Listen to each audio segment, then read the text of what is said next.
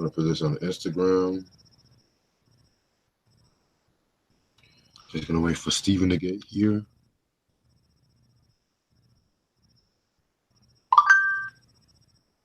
Tribero's on his way.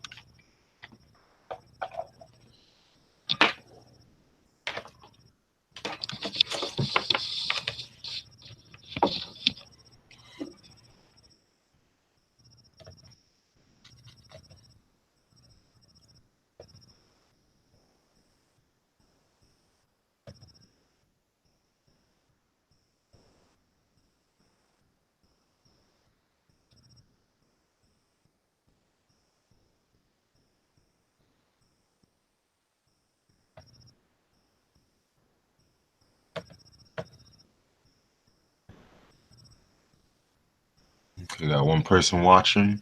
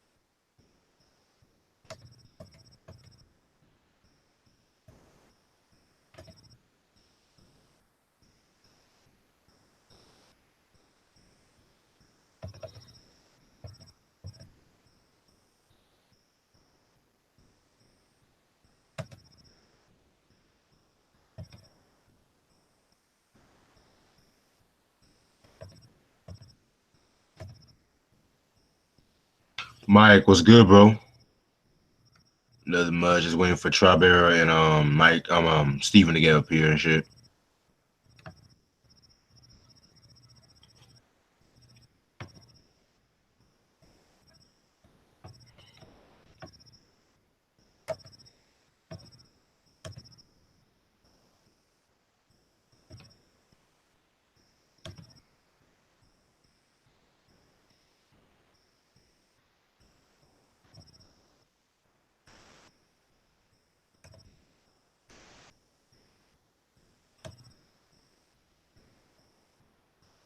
By the way, Don't Metallica review last night. Love that shit.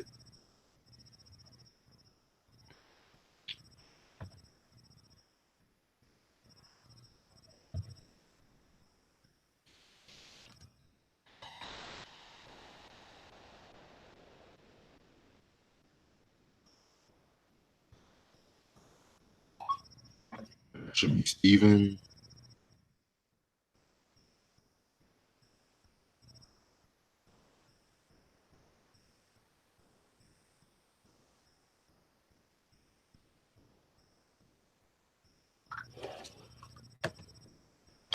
Steven should be done soon. Thanks, but it means a lot, buddy. Yeah, man, that was a very dope. That was a very dope review and shit like that. You and I'm sorry, but what was your homeboy's friend again? Ian. Yeah, y'all did y'all thing on that review. Yeah. Let me see what's going on with Try.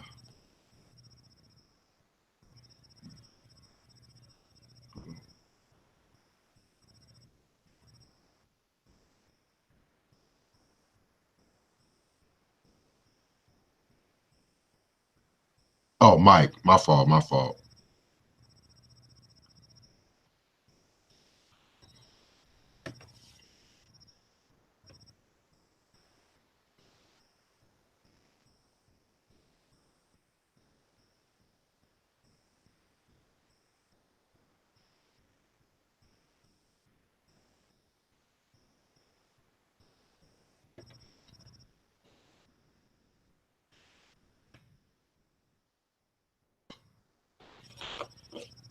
Yeah, I think Steven should almost be ready.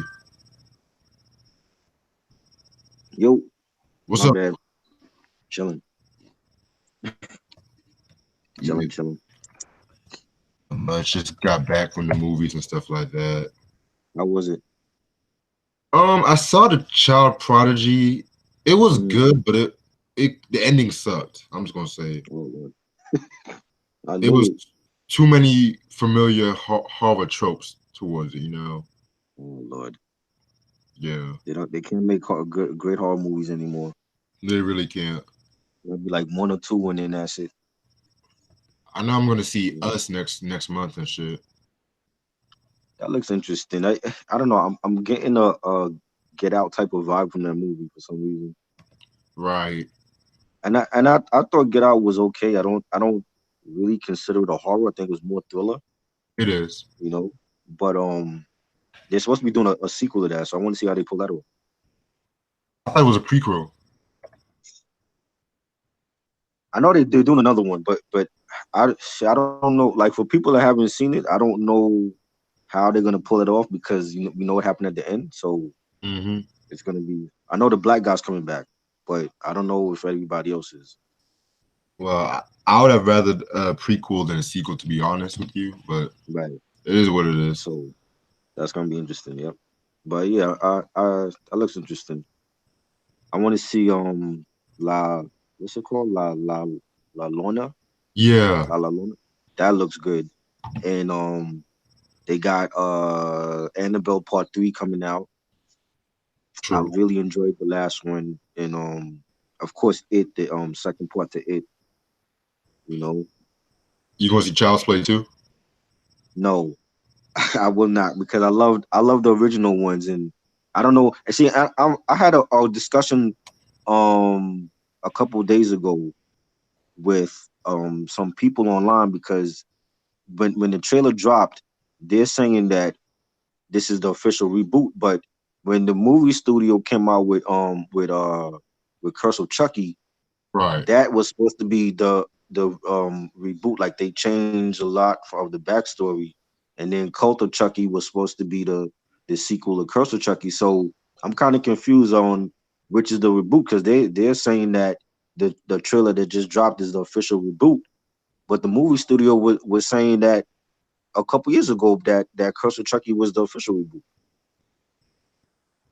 Mm. You know, All I know is too many damn reboots. That's all I yeah, know. there's way too many, and they don't even show you in the trailer how he looks. So basically, you got to pay your money Exactly. to see how he looks because I'm unless they come out with another trailer before the movie drops. If they don't, then you basically going in blindly. Like, well, how is this dog gonna look now compared to back in the '80s? Facts. So I refuse to see that reboot. I watched all the originals when I was younger, and I like there's only some reboots that I like the Texas Chainsaw Massacre reboot, and the what was another reboot that I enjoyed? It was another one, the Rob Zombie version of Halloween. I actually went to see that. I thought that was good, but um I don't like, I'm not a fan of reboots though. I feel like there's some, like when it comes to horror, I feel like there's some horror films that need a reboot, like Hellraiser to me needs a reboot, and the People Under the Stairs, but leave the classics alone. You know what I'm saying? Like I don't feel like we need a reboot of Child's Play or of Freddy or Jason. Like leave those alone. I'm just now hearing they're rebooting Scarface. Oh God, yeah. Supposedly that was in the works for a couple years because they said Leonardo DiCaprio was supposed to be playing Sosa or Right. Manolo, was something like that. He's supposed to be playing in the film. I don't know if he's still attached to the film. And they're supposed Stupid. to be, huh? Stupid, yo. I can't see Leo. I can see Leo playing. You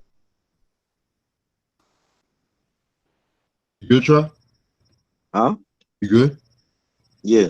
Uh, I said I can't see Leo playing Manolo. I can see him playing Sosa if he was a part of that, but.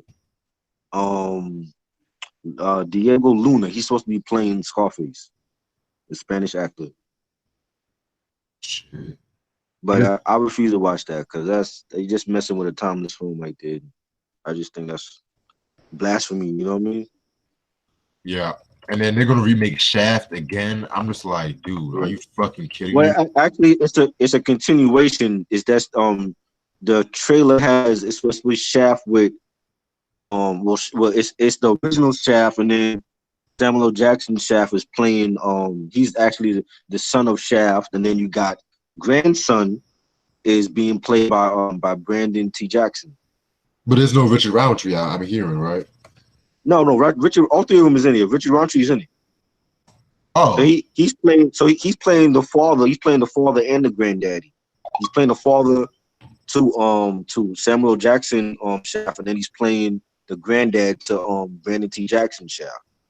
all right. That's how they're doing it. So it's like a 3 generation type of thing. Okay, I might send Steven an invite, but I just that's cool and all, but I'll see how it plays out.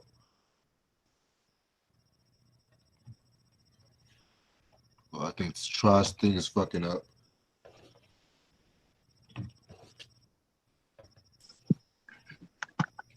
Yo, what's goody? What's goody, bro? Chilling. I think Trust Kim was fucking. I'm gonna wait for him to come back. Oh damn. Yeah, we were just talking about. I just saw that movie Child Prodigy just now and shit. Child Prodigy. I'm not familiar with it. Some new horror movie, basically. Okay. Yeah. I love horror movies, but I don't know. Today's horror movies kind of hit and miss for me. Same. Yeah, because we were just talking about reboots. You talking about they're gonna reboot Child's Play, Scarface. Oh God. Right. 'Cause I saw that trailer for Child's Play like when I was at the fucking theaters, and shit, I'm just like another Chucky movie. Wow. Okay. See, if it's done right, I don't mind. But I caught the tail end of what Chris was saying. I do agree. Like Yeah. you know, I'm more of a fan from the joints from the early '90s. You know. Right. So what up, Chris? What up? What's good? Chilling. Yeah. What up, chat? Mike C, Big Mike, What up? General, Mike, what up? Eric Johnson, peace, man. Damn, everybody in here. Shit. Oh yeah. I'm nervous now. Before I start the review, what do y'all think about Elton John getting the biopic and shit? I think it's good. Yeah. He's a legend. You know, I love the Green Day Green Day. I love the Queen biopic, and I think that's how you gotta. I mean, you gotta pay homage to those legends like Elton John and Queen and people like that. I think he deserves it. So I'm interested in seeing how they do it. Right. Yeah, I think it'd be interesting to see because I'm not the biggest Elton John fan. He got some songs here and there, but Yeah. he's not like, oh my God, I have to go check this new Elton John album out. Right. You know what I mean? But he does have some joints though. He got some gems, from the 70s and 80s. Yeah. Right. To me, the 70s, that's Elton John's best decade, in my opinion. A lot of people say that. But I'm more of a Billy Joel fan to me. Oh, same. Even though he gets too much shit, I don't know why, but Really? yeah, a lot of people shit on him, talking about, oh, Billy Joel, he ain't all that special. I'm like, wow. The fuck? But back to Elton John, I'm very interested because for one, he's alive actually, Right. and two, he's one of rock's most flamboyant figures. So we'll see how the actor controls with his material and shit. You know what I'm saying? But yeah, one of my favorite songs. I forgot the name of it, but it's from the 80s. The chorus go, yeah. That shit. I know what you're I'm talking still standing. Love that shit. What's the name of that song? I'm still standing. Yeah. Woo, I'm still standing. Yeah. Woo. Yeah, that beat is crazy. That's my favorite song from him of all time. When it comes to my favorite songs, I got two. Benny and the Jets, and don't let the sun shine on me. Okay. Oh, Yeah, but y'all ready? Yeah, I'm yep. ready. All right, what's good, everybody? It's your boy What's Reg good? in the building. Got Tribero and Steven with me. Peace, Yep. peace. Today's kind of like a special day because we about to conclude Big Daddy Kane's discography. This is his up to date, his final album to date, Veteren'z Day, released in 1998 on the label under Black Heart, Mercury, whatever. Mm-hmm. It's Joan Jett and Kenny Laguna's label, Black Heart Records. Oh shit. Yeah, Oh, it wow. was released in 1998, 4 years after Daddy's Home. Um, Singles, I think the only singles album came out with was Uncut Pure, which I'll get into in a minute. Okay. Um, by this time, y'all should know who Big Daddy Kane is. I'm not even gonna stress about his biography, but just after the release of Daddy's Home, he kind of took a break from touring.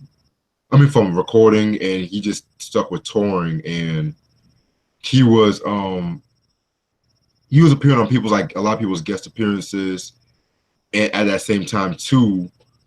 You guys should know that MCA dropped him after Daddy's Home because album had low sales and shit, so he was kind of like in a limbo. Right. And so Blackheart Records came to him and shit, and they didn't know what to do with hip hop. I'm just gonna put it out there. They didn't know what to do with hip hop.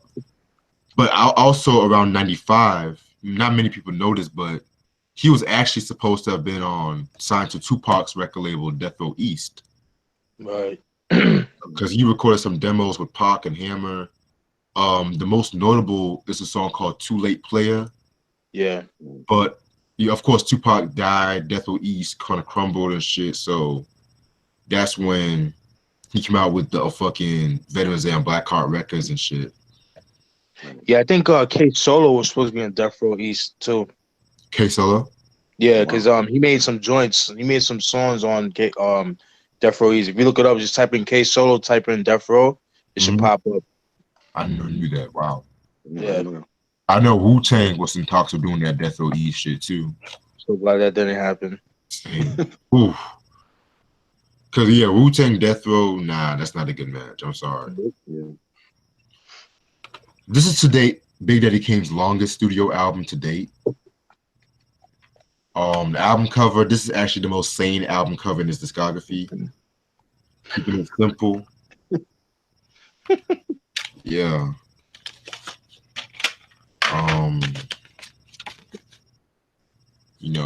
Got that late 90s style and shit.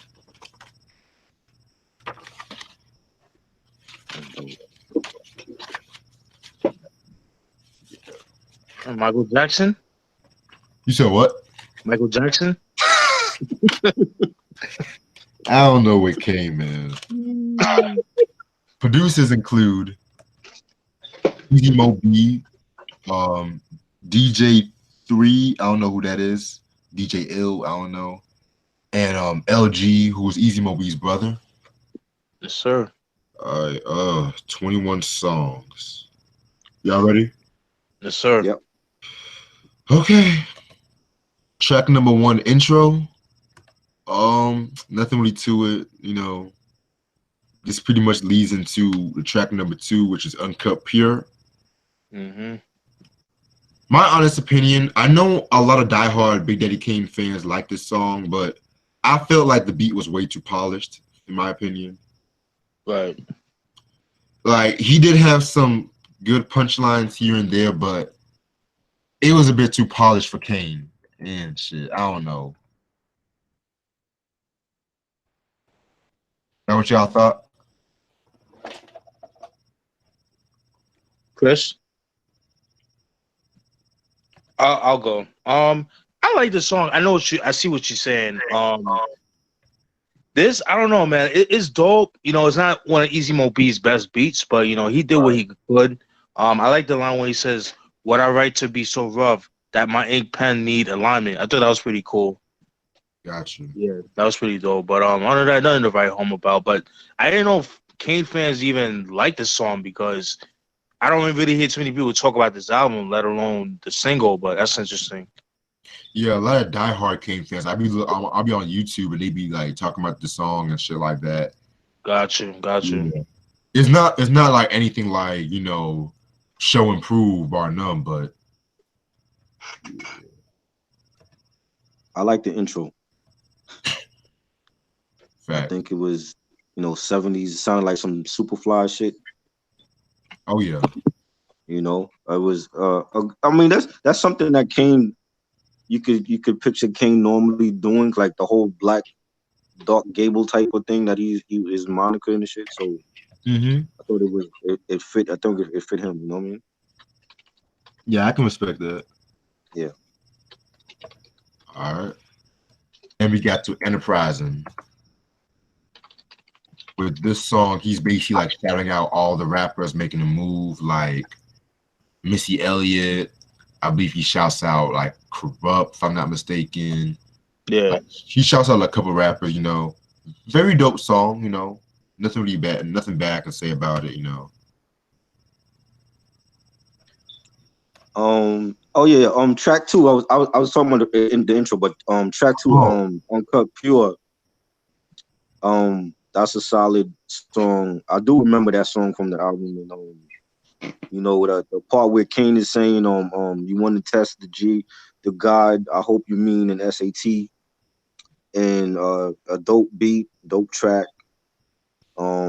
Enterprising, a real melodic beat, and it's a dope hip hop. Windows like hip hop tribute songs that like the youngsters had one on No Mercy with Hip Hop Ride, and LL Cool J had one with the hip hop song on Mr. Smith, and it's right, just a dope hip hop tribute song, and shouting out like different artists in hip hop, and the part where he says I got love for Redman, but I ain't messing with that Bombazi, Hmm. and Redman used to call weed Bombazi back in the '90s or whatever, Right. Ozzy, and just I think this should have been a single too. I mean, I thought it was dope. I don't the Enterprising title. I don't really know why he called it that, but I thought it was a dope song, and that should have been a single to me. Right. Yeah. yeah, that's one thing about this album. I'm glad you mentioned that. Try a lot of the spellings on this album. I'm just looking at myself like, really, Kane? Yeah, it was off. Like The under spelling was under pressure, yeah, like terror in your era. Like I'm just like, really, dude? I'm sorry. yeah. It was way off. I don't know if that was the label's way of saying, "Oh, we got a hip hop artist that we're just gonna urbanize the sayings and shit like that, so black people can support us and shit." I don't know. Oh my god, that's funny. Like, what does Joan Jett know about hip hop? Like, really? I didn't even know he was on her label. Yeah, I didn't know until I was looking up shit about this album. I'm like, Joan Jett. Oh shit. Damn. That's crazy, crazy. Anyway, Yeah. Yeah. Enterprising is an okay joint. This song kind of remind me of the song The Main Hook. Um yeah, I think it's called The Main Hook by Red Hot Lover Tone. He did it on his second album. He did something like where he's using like rappers as punchlines. So I thought that was Right. pretty cool. You know what I mean? Yeah, that it was cool. The beat was okay. What I got from that too, like the message of the song was that he was trying to like unify, both coasts, the East Coast and the West Coast. At that time, mhm. the East Coast and West Coast was beefing, Pac and Biggie and countless other MCs from both coasts beefing with each other. So I think he was kind of like, all right, let's just unify each other. So I think this was his way of doing that. That's what I got from that. Right. Interesting. Yeah. Yeah. So that's all we have to say about Enterprising. Yep. Yes, sir. All right. Then we get the first of a lot of interludes, Girl Talk, which the interludes. Oh my god. It just leads into Change This Game Around featuring Felicia Price. Right. I hated the song. I hated the song. The skit, I don't understand the skit because like it's like a bunch of chicks like all together talking about, oh well, you hear one chick saying like, oh she's telling the other girl like, oh I thought you should have gave him like some head in the bathroom or some shit, and I'm like, what Yeah, am I, like, and it's just I don't feel like the skit go well with the next song, you know what I'm saying? So But I don't feel like it was needed. As far as like this actual song, change the game around. I thought it was a dope beat. I like the bass line. It has like a club feel to it, hmm and there's a line. I like the line where Kane is saying I'll put you. What do you say? I'll put you in. What is yeah, I know the line. He says he'll put you in more positions than a football coach. right. That line. That's the only good line of the song that I liked. I mean, other than that, I Pause. didn't, you know what I'm saying? I just feel But, like that's a club joint. But I mean, I don't think the skit fit well with like the way that they sequence the skit into the next song. I don't think it like goes together. You know what I mean? I know. but, but But that's my thoughts on that song. yeah, I'm with you guys. The girl talk, it I don't know what I got out of that. It was like a bunch of groupies talking about Kane and all that. That whole barbershop talk that fellas be doing. You know how that go. Um, Yeah, change the game around. Change this game around. I mean, I'm not really a fan of the song. Could have done without it. Definitely one of the weaker tracks of the album, my opinion. But Kane on his player shit. But like, yeah, the beat just I don't know, man. Like he's trying to like reach for that bad boy sound, and it Yeah. just didn't work for him. It was right. just not for him though. But I do like the line what I mentioned. Put you in more positions than a football coach. But that was another thing too. Like with Kane, like he doesn't really have a lot of memorable lines on this album. It was like here and Yeah, there, but it's like, yeah, very disappointing, especially since him being one of the goats. You right. know, I agree. I agree with that. yeah. But yeah, that's just my thoughts on that. Yeah, interesting. Yeah. Then we get to La La Land. Mhm. Mm. Yeah, another song I didn't really care for. I like the beat, and it's a banging track. The line where King says, got the world in my hand, you ain't even found the hemisphere. That was a dope line. Um, yeah. Other than that, that's really all I got to say about that song. Or I might be in the minority, but I actually like this song. One of my Yeah. favorite songs of the album, just based on the beat alone. It's a dope beat by Easy Mo B. Um, I do like the line when he says, I talk that talk from gutter for my game don't stutter. I can't tell you why white milk be making yellow butter. I thought it was pretty interesting. It's not like, Right. oh wow, but I thought that was pretty cool line. But like Yeah. like I said, nothing too memorable. But yeah, I thought that was like one of the highlights of the song in my this song being the highlight of the album in my opinion. At least to me. Hmm. I can respect that. Word. True. Um, After La La Land, it leads into another skit called Old Time Blues. Oh, I don't. That was one skit. Like I think it was just trying to imitate an old person, and then leads into To the Good Times. Right. Um, this beat definitely has the bad boy syndrome written all over it. Oh yeah. Woo. Yeah. Kane has some lines though. I'm not gonna Mhm. front. He has some okay lines like and Right. and on the weekends when everybody click to slide to the deuce to check karate flicks, come back around the way after dark so the crew could embark on a jam in the park. Like Right. it's nothing memorable. I'm sorry. Like Right. TYMZ. Wow. Okay. To the good times. Yeah, I know what you mean. I know what you mean now. Like that's It's like disrespectful almost. Yeah.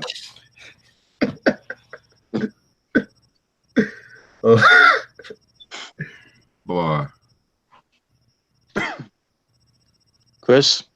The skit, I didn't care for the skit with the old man talking, and the to the good times. It was I like the beat. I like it had like a 70s disco feel to it. Right. Like the part where he's saying went to school with Pumas, came home barefooted. Like if you from New York or even like on the East Coast, I don't want to say just New York, but anywhere you can relate to that because like back in like the 90s when we had like Sherlin coats and the 8-ball jackets and the Timberland leather coats and bucket hats and all that, you was getting robbed for that. You know what I'm saying? If you go to Yeah. school with that, 9 times out of 10 you come home, you was coming home like without that shit on you. So I could relate to that, like what he's saying within that part of his rhyme, and it has like a bad boy sound to it, that it feels like another club song, but Yeah. not nothing too different than I mean, because Kane is known for this stuff. He's done this stuff in the Right. past, so I'm kind of like used to it already. So like when you hear like to the good times, or when you hear like La La Land, it's like not even La La Land. Change the game around. It's like you kind of used to that Kane, what Kane is doing now. So you know. Right.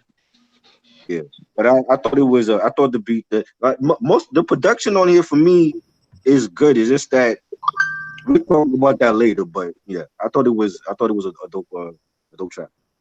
Right. Yeah, for me, the old times blues interlude, I didn't really get anything out of it. It's just a bunch of Mhm. OGs talking. You know what I mean? That's what I got out of it.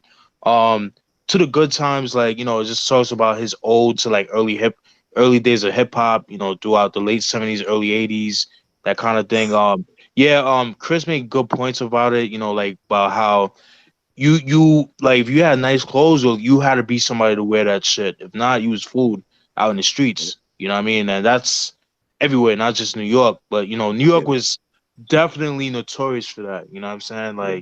And like I said before, like when we talked about the Albee Square Mall, Mm-hmm. I forget what review we was talking about. It was the Iron Man review where I Yeah, was talking about like that's what cats used to get, like the earrings, the jewelry, the right. clothes and all that shit. And you Mm-hmm. had to be that dude. Like if you wasn't that dude, my nigga, you was food. So Yep. same concept with that. So I thought that was pretty interesting. But Yeah. yeah, like yo, like Reg said, man, it definitely had like that bad boy sound to it, and it just wasn't for me. You know what I mean? So, Right. but it was cool, but the beat I just wasn't too crazy about that. So that's just my thoughts on Right. that. Got you. Then we have another skit. Oh Um, God, Fish Tandoori. yeah. I was meaning to ask y'all, what is the hell is a tandoori? It's Indian food. It's a type of grill that they use like for Hmm. barbecue. It gives like a distinct taste. It's like a grilled taste, but like their version of it, and it's really good. So it's like and it's like a paste that they use. And it's like a paste they use like on the meats, whether it's chicken. They don't eat beef, so like any type of meats, fish, lamb, shit like that. And Right. it's like a kind of not a tomato paste, but like a grilled taste. They smoke taste to it. They Hmm. grill it, and then that's how it comes out. It comes like a kind of like a reddish purplish kind of look to it, but it's really good. Okay, Yeah, got you. yeah. And that leads to wait. Did y'all have anything to say about this interlude or no? I thought Yeah, it was funny. I thought the interlude with the Arab people was funny. Like they were like quoting like some of his different famous quotables from his songs, yeah, and then you had like the Arab guy was like telling King like, yo, like sign my wife, sign my wife. You know what I mean? I just thought that shit was funny. yeah. And I mean, again, I don't really think it was necessary to have it on there, but like within this skit, it's like Kane is going to like a takeout place to order food, and he ordered the fish tandoori platter, and then you had like the Arab people knew who he was, and they were like in awe of him or whatever, and they wanted like the Arab guy wanted his wife to get on or whatever. So I understand it within the skit. I just didn't feel like it was really needed on here, you know. Right. But it was. I thought that skit was funny though. Like out of all the skits that's on here, I thought that was like the funniest skit on here. And Terror in Your Arrow, that was a dope beat. And the lines where he says my name should be referred in medical terms because I get up in the cut way worse than germs. And I thought that was a dope track. You know, nothing really spectacular, but I thought it was solid. Yeah, I felt like Terror in Your Era, that was definitely one of the doper tracks on this album because I felt like Kane was back on his grind. I'm just going to put it out right there. Yeah. He made the beat as well too. Mm-hmm. I thought it was pretty interesting. Right. Matter of fact, he actually produced a majority of this album. I thought was very interesting. Right. Yeah. He had this one line I was going to read. But while I'm finding that, what are your thoughts on it, Steven? Yeah, it's actually my favorite track of the album, Terror in Your Era. Love the beat. Definitely dope beat by Big Daddy Kane. Love the line where he says, "Here comes the taste of the realness, like you never saw this. Once I grip the cordless, my victory is flawless." I thought that was pretty dope. He kind of went back to the old Kane that we love. You know what I mean? Just the overall beat, that shit was dope. Like I could definitely see a video for this, just him chilling the projects in the rooftop. You know what I mean? Like some shit like that. Like that, I thought that was dope, man. It's definitely one of the highlight of the albums, in my opinion. Besides La La Land. I feel you. And the fish tandoori, like I could have done without that. Like, you know, it was cool, but I didn't. It to me, it wasn't funny to me. You know what I mean? But respect to Chris, you know. But it's just I don't know, like like just the whole, I don't know. It just saw my wife, and it was not good. I just like the accent, the way that they were talking. Like I just thought it was funny. Oh yeah. No. Yeah. No diss towards you. It was just it just didn't do anything for me. But I feel that. What? Yeah. Before I read these lines, I'm just gonna say I didn't really care too much for the skits on this album. So yeah, I'm with you. That's why I'm just like kind of gliding through it because I don't really have nothing to say. Yo, before you get into that, it's funny how people complain about the skits on Method Man's second album, but at least the skits had something to do with the song. My only gripe with the skits was that I wish it was part of the song instead of them being separate. That was my only issue. But other than that, come on, yeah. But the skits here just has nothing to do with the song. It's just like throwing all over. But we'll talk about that at the end of the video. Facts. Yeah. The lines I was gonna read was from verse 2. He says some shit like, "Here comes the taste of the rawness like you never saw this. Once I grip the cordless, my victory is flawless. Chaos and havoc, lyrically psychopathic. At times get pornographic. Lord, man, I gotta have it." Like, whoo, Kane. So yeah, that's one of the dopest songs off this album. I agree. Maybe my second favorite song off the album, but maybe. Right. Track 11, Hold It Down. It uses the same sample as Ain't No Half Steppin'. Yeah. Mixed feelings on this song, to be honest. While I got what he was trying to do with the song, I felt like the female vocals was a bit too dry. Yeah. Moving, keep it like no. At least have some soul with it. Like she just sounded dry as fuck. Yeah. Kelly German was the name. Oh man. Jesus Christ. Like, but I saw what he was trying to do, like hold it down, you gotta hold your own and shit. Right. Jesus Christ. I thought it was a dope track. I don't like the singing as well. The lines where he says, "When it's time to rock the mic like Al Scratch, I get ill." They're supposedly back in I want to say like 93 or 94. He had some type of beef with Illinois Scratch, or I think it was just Ill. Oh Oh wow, shit. I never That knew was that. that was in the Source magazine. I don't know the exact issue. I remember reading that in the Source magazine that before Illinois Scratch came out with their own album, they Okay. were at a nightclub, and I think Kane was performing and then Ill was performing, and he said something I found it. like Kane, and that's how the beef started. But I don't know how true that is, and I never heard anything about it after that. But supposedly, I think that's why he mentioned the whole Illinois Scratch thing in the line, because he had like some beef with Ill back then. But Yeah, another slept on group. You know what I'm saying? But it's a dope song. I could do without the female singing. I didn't think it was needed. Yeah. Yeah. I felt like this was kind of like an updated version of Ain't No Half Stepping. Just by Yeah, the melody of it, and I thought it was pretty cool. It's a cool track. You know. I feel you. Um, I actually found out how the beef started because Master Ace kind of told the story. I'll post it on the chat later on and shit. Okay. Yeah. But speaking of that, what's crazy? What's They up? actually made a song together around that time too, Exactly.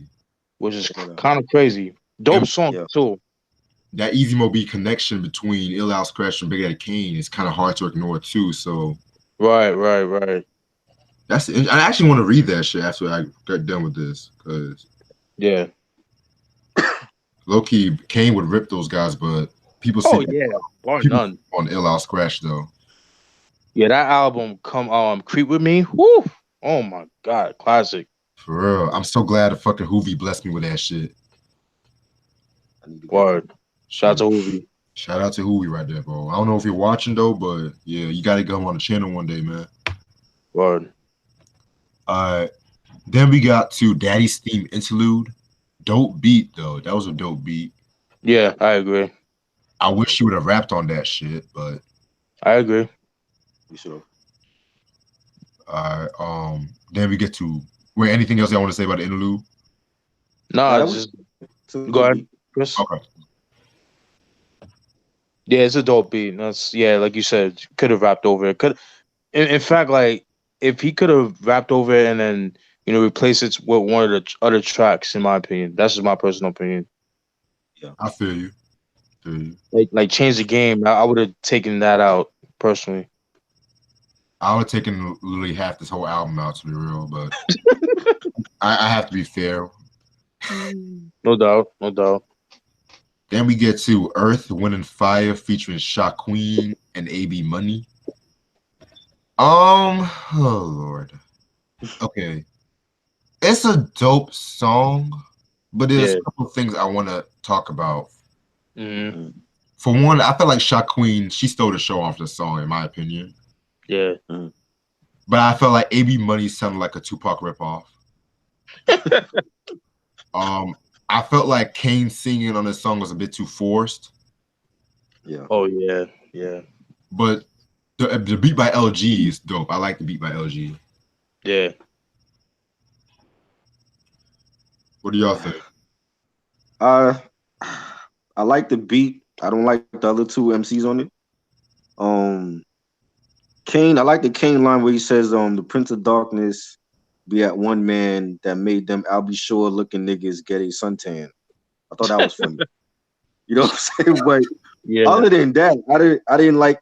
And why did he name the song "Ultimate on Fire"? Like, what are you saying? Are you giving like a shout out to the band, or I didn't understand that, but I didn't care for it. Yeah. That, it, Right, it could right. have been better without what's her name? Shot Queen, and what was Sean the other guy Queen, name? AB Yeah, Money. I didn't care for them. It could have not been on here, but I thought it was a banging song though. Right? Just without them, it would have been better. I feel you on that. All Yeah, right. Yeah. Dope song. Dope beat by LG. AB Money, for those that don't know, is part of the Rapping is Fundamental group. Easy Mo B's old group from the early oh yeah, '90s. Oh, yeah, Yeah. So he so that's him. He kind of has like a melodic rap style of rapping. You know what I mean? He's kind of like a TJ Swan. You know, if you guys are familiar with him, Yeah. you know, with yeah. So the old Juice Crew, Cold Chillin' shit. You know what I mean? Right. Um, Shot Queen, that's Ma Barker, Kuji's wife, but Oh she went shit. by she went by the name of Shot Queen. Um, my opinion, I think she had the best verse. I'm gonna keep it a buck. Yeah. You know, she Yeah. was like more forceful, like she was more lyrical. Like Kane, and it's kind of sad to say that Shot Queen did better than Kane on a Exactly. song, and Crazy. that's not saying much, dude. That is not saying much. So, but I think Shot Queen sold the show. Dope be like LG. I think LG is a very underrated producer. I would have loved to hear more stuff from him. I know he did a couple stuff for what's that album? The Cannot Bust album by Cannabis, the first joint from '98. Mhm. You know Hmm. what I mean? But yeah, man, yeah, dope song, Earth, Wind and Fire. But yeah, I don't know why they call it that, but hey, Yeah. it is what it is on that. But Right. I guess like they're so dope, like you know, they're like wanted to name them like the elements or some shit. I don't know. So I'm assuming I don't know, but Right. it's what it is. Who knows? Yeah. Anyway, there we get to Do You Really Know? Um, that song is probably my favorite song off the album. Mhm. He's talking about how it's kind of an original topic for King because he's talking about how we should, as artists, be careful about what we put out there because somebody might be watching us and using that as an example. And Mm. because he's talking about, what if your daughter saw you guys do the same things y'all were doing? And Right. I think he was kind of getting at, the oversaturation of music videos, hip hop music videos at that time too. Yeah. So it's a cool song. I like when Kane was on that conscious tip. Right. And the beat was not bad either. I think who made the beat? Yeah, Kane made the beat to that one. That was a dope beat. It the song reminded me of, I would say, like the male version of Common's "I Used to Love Her," Yeah, because that's like, what I got too. right, like within his lyrics he's talking about, like, how, like, he went from, black power to being a gangster, and that's sort of like what Common was talking about in "I Used to Love Her" with the female though. And Kane, Right. with Kane is with the male. And I didn't like the chorus though. I thought the chorus was whack, but I thought it was a dope track. And this could have been a single too. Right? It's one of the very few good songs on the album to me. And I don't understand the title also. Like, do you really know? Like, I don't get how the title fits with the content of the song. You know what I'm saying? Right. But I thought it was good. That's a good solid track. I feel you. I feel you. Got you. What about you, Steve? Yeah.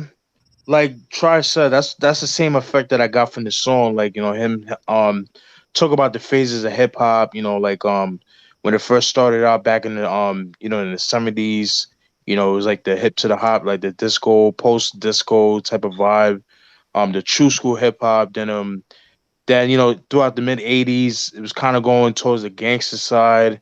Then the lyrical stuff, and then now it goes back to the gangster stuff. No, I'm sorry, it goes to like the more lyrical, then it goes to like the conscious, then it goes to the gangster, and now is the commercial stuff. So Right. that's what he pretty much talks about, like the phases of hip hop at the time.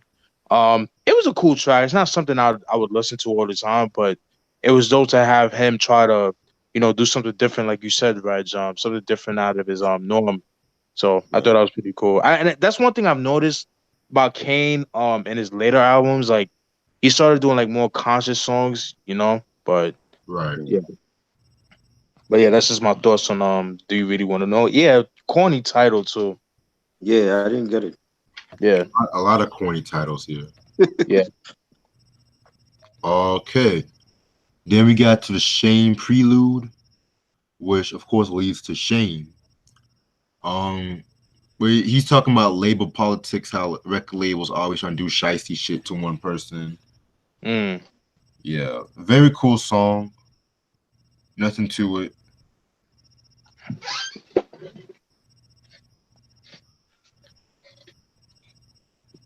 What do y'all think? Chris. Yeah, I'll go. The Shane Prelude, yeah, it's just an instrumental. I didn't get anything out of that. Um, yeah, in Shame he talks about how the industry is shady, like nothing new. I do Right. like the line when he says they ride along just to guide you wrong, play like they beside you strong, and start faking moves like Olajuwon. I thought that was pretty cool. Pretty much what I got from that is it's kind of like you go to a car dealership and they'll get you any way to get that car. Like they'll meet with you, but it's like the after service of that car. It's like when they start fucking up and you get a warranty and but then it's like sometimes they'll be like, oh, but this isn't part of the warranty. It's like that bullshit that these car dealerships be doing. So that's what I got from that. It's the same thing with the industry. It's like, all right, it looks nice. You're gonna get like a $14 million record deal, but dot. You know what I'm saying? It's like Yeah. not the grass isn't always green. Sometimes it's like brown and shit. So Mhm. that's what I got from that. I yeah, this skit was whack.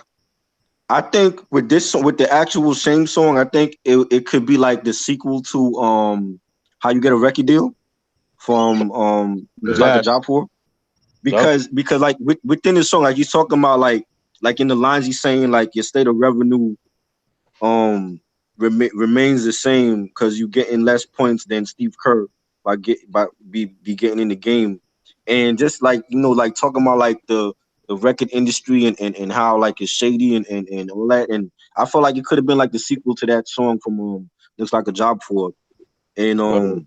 yeah, another solid track. I definitely like this song, and Do You Really Know? I think those two were like more like the important songs off of this album. I Right. agree. Yeah, dope track. Yeah. By the way, Mike said he'll come chat with us after we finish reviewing this album. No Okay. doubt. Okay. Um, let's see what's next one. Then we got last night episode interlude. God. Next. That was funny. I thought that was funny because like he's talking about like there's a guy talking to him, and then he's like talking about how he like the guy asks him, so did you get take her for like lobster? He's like, nah, she got a cheeseburger deluxe. So that shit was funny, but Hmm. yeah. Shit. Yeah. What about you, Steven? Yeah, it pretty much like Kristen hit it nail on the head. I what I got out of it, it was like he was kind of having a conversation with himself, like kind of like a first and second point of view, but like kind of Right. like angel, like kind of like a twin, like they talking to themselves and shit. Which I don't know. I think that's kind of weird, but hey, it is what it Yeah. is. But it's just sort of about Yeah. how talk about a girl he had sex with at a hotel over a beat. Pretty much that's it. I ain't getting anything out of Yeah. it. Yeah. Facts. Then the next track is definitely uh just a party song. I see that as like a party song kinda. Right. Right. Yeah, wasn't a fan of that. Me neither. Yeah. Thank you for it. Okay. Then we get to Under Pressure Under, yeah. Yeah. featuring Baldhead Buchanan. Wow. Um the only thing I like about this song is that it uses the same sample as Easy E's Easier Said Than Done. Yeah. Uh, I didn't care for this Yeah. song. I don't know about y'all. Wax on. Huh. Steven? I like it, but it's nothing very home up anything home about. But it was cool. He did his thing on it, but yeah, it wasn't like crazy about it. True. And then we got the outro. Thoughts on the outro? I thought it was a dope melodic beat. He could have rhymed on that song too. He could have. Um, Yeah. yeah, I don't know why. Like he got like at least two or three like of those beats that he could have rhymed on, and he chose to just like let it be like an interlude or whatever. You Right. know, it was okay. I don't know. I don't know if I would have put it all the way at the bottom of the album though. You know. Right. Yeah. Then we end off the album with the Uncut Pure remix. Kane produced that one. Nothing. I'm sorry, but the remix, I'm not really into the remix. The original wasn't anything special to begin with. Right. Right. I like the remix because I heard that remix like there's a lot. I've heard like a lot of MCs over that remix beat, and I didn't know where it was from until I heard the album. I'm like, oh, this is where I heard that beat from. So Right. I actually like the remix. You know, now like yeah, go ahead, Steven. I was just gonna give my thoughts on the album, but you go about Okay. the Yeah. Yeah. The Uncut Pure remix. I wasn't too. It was an okay track. I preferred the original version by Easy Mo B. But yeah, just nothing right home about. Right. Finally. Okay. Um. So you guys should know, I'm not really too fond on this album. The label really did not know how to market Big Daddy Kane. Mm. Um. The spelling on the songs, it's not even urban. It's just ignorant. I'm sorry. It's just fucking ignorant, man. Like, Right. did they really think black people spell like this all the time and shit? I'm just like, honestly, like, when has Big Daddy Kane ever had spellings like enterprising? Like, then the guest appearances, man. Oh, yeah. some of them outshine Kane even on his own shit. Yeah. It's like Kane wasn't even motivated. And I saw an interview about his album. He's talking about how the label did not know what to do with the album, so he just bounced right after this album, stuck with touring basically. Right. Right. Yeah, and I actually met Big Daddy Kane and shit too, so it's fun. Oh shit. That's Yeah, what's up. and he Oh. told me the exact same thing. He said he didn't even like the album. Oh wow. That's just a lot. It really does.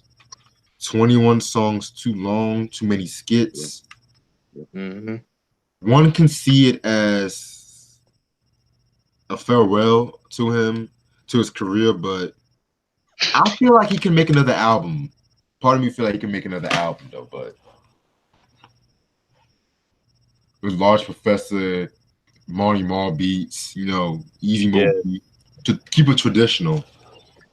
I'm with you on that. Yeah, I don't want to hear no like producers after, like I said, like no Alchemist. Like I like Alchemist, but I just want to keep it like traditional in his family, like no Ninth Wonder and shit. Yeah. Yeah. Thank you. And Yeah, I I'm with you like on that. Ninth Wonder, I like Alchemist, but certain producers don't need to work with everybody. That's all I'm saying. I'm with you on that. But that's my thoughts on the album. I think like this was like last night listening to the album for the first time. I think the positive, there's positives and there's negatives. The positives, I think the production was decent. Now to me, I thought I was listening to Easy Mo B. I didn't know it was his brother that was producing the doing the production. Mm-hmm. You know, his brother, his sound sounds like Easy Mo B. I thought it was Easy Mo B doing it, but I think the production was good, and certain songs were good, like Shame and Do You Really Know and Uncut Pure. You know, Yeah. the drawbacks is there's no big hits on the album. It's very little promotion. I don't even remember when this album came out. Right. Um, there's no big collab, but I mean, Kane is a artist that he can hold an album on his own, but like there was no big features on this one compared to his other albums, Right. and it just sounds lackluster. It has like a whole, and he was very lazy lyrically on this album, He like was. even with the punchlines. Because I mean, if we were reviewing like Long Live Kane or It's a Big Daddy Thing or whatever, there would be a bunch of stuff to quote or off of those albums, but on this one it was very little. It was like like like like nitpicking. You know what I'm saying? Mm-hmm. Right. And I just felt like, yo, this album is his worst of his discography, and I think it wasn't good. And I didn't even know he was on Joan Jett's label, but that explains a lot. But I think if I had to rate it, I would give it a 2.5. Mm. But Interesting. yeah, but it's definitely his worst album of his career. I would say. Even worse than Taste of Chocolate. Oh yeah, Taste of Chocolate to me, that's listenable. I think. I mean, if we ever had to review that, there's a lot of stuff that's positive from that album Right. compared to this one. This one, there's no big hits on this album, like none. Like at least with Taste of Chocolate, he had some hit singles off of that album. Right. I feel You know you. what I'm saying? I think with Taste of Chocolate, like at the time, the big HIV rumor came out about him, and then Mm-hmm. so that wasn't a good look. And then he was when you do an album like that, and you know what I'm saying, like it's gonna offend women or whatever. But that to me is way better than this album. I think this album wasn't promoted at all. Like I don't remember no songs or videos from it, nothing. Right. So yeah, I feel like Taste the Chocolate is way better. That's like a classic compared to this. Right. You I feel know, so that's like I said, like there's some positives, but it's more negative than positive with this album. I can Right. respect that. Yeah, Yeah, I'm definitely with you guys. Definitely one of his worst albums, but yeah, for me to say Taste of Chocolate is better, yeah, I would have to agree with that. I actually Taste of Chocolate, he was still on his lyrical game, even though like some of the production on that album was kind of it's kind of half-assed, but I would rather listen to that album over, this album. This album is it's not memorable. And another thing too, like there's actually a European version of this album. There were songs that were taken off. I know it was three songs that I could remember. One is mhm. "Who at the Door," that was produced by Easy Mo Beat. That shit is fucking dope. Um, there's a song called Three's Company. I thought that was pretty cool. That one. I forgot the other song, but yeah, 21 tracks too long. The skits the album wasn't sequenced well. It just felt like a compilation album, if anything. It's not like Yeah, songs like he had in the cut room floor, and he just like put it up. Okay, I'm gonna put this album, this song here, this song here, this song here. It just really sounded like songs just put together. It's just like that's it. It wasn't even sequenced well. The skits didn't make no sense. Wasted some good beats in Right. my opinion. You know what I mean? I think the highlights of the album, in my opinion, was Uncut Pure, the original version, um, La La Land, Tearing Era, in my opinion. I do like Earth, Wind, and Fire. I thought that was pretty cool. And that's pretty much it. Those are the songs, yeah, but the rest of the songs I could have done without. He wasted some of the good beats on the interludes. You know what I mean? Um, the fact that it was on Joan Jett's record label was pretty interesting. You know, um, and it's sad because somebody like Kane, he's supposed to be like one of the goats. I mean, he still is the goats, but it's just funny how people always choose Kane over Coogee Rap. And like I said, there's no shots to a Kane, but it's like the difference was Kane, he wasn't as consistent, and his I don't know his blade was getting dull, whereas yeah, Coogee Rap, people was talking shit about Coogee Rap, like, oh, he talks about shooting niggas and mafia shit. But and that's true. He's not as versatile as Kane. I'll give you that. But the difference is like I feel like over the years he's gotten better, better, better, especially in the '90s. Like the four, ooh, five, the Wanted Dead or Alive, the Live and Let Die Oh, album, yeah. the 456 album. Yeah, the 456 album, Roots of Evil, Ooh. joints like that. Like even the Giacana story album, which I wasn't a big fan of. It was okay, but there was a lot of politics with that album too. Oh, very dope. I Very, am very dope. for, I need to get my hands on that. Very dope shit right there. for real. Um, yeah, man. But yeah, I don't know, man. Kane is like over the years, he's just he's dope, but it's just like it was just dull. This album, like I said, was just it felt like it was just like put together, just like it wasn't even put together well. It's like just put songs here and there. It wasn't sequenced well. The production was kind of half-assed. That was like the main problem too. Like I Right. feel like with Kane, he need those beats that would influence him to spit dope shit. And with this album, you didn't really get that. Mhm. But yeah, that's just my thought. And then for you to say, Reg, when you said that Kane himself didn't like the album, that says a lot. You know. What's popping, But, fellas? what up, Mike? Chilling, my nigga. It's good. Yeah, man. But yeah, that's my thoughts on this album. Definitely his worst album, and I would rather listen to Taste of Chocolate over this shit. This is not a memorable album, in my opinion. Right. Mm. That nigga has like 2 classics and 1 solid album. I truly believe that. Yeah. That's just my opinion. I agree. Daddy's Home is better than this album. It is. It is. I agree, because at least I like fucking, Show and Prove. Jesus. Yeah. Some other tracks. Yeah. Fucking, yo, try. You need to hear It's a Big Daddy thing, man. That is You a got masterpiece. Yeah, I haven't. Well, I heard like different songs. I haven't heard like the whole album. Oh man. Whew.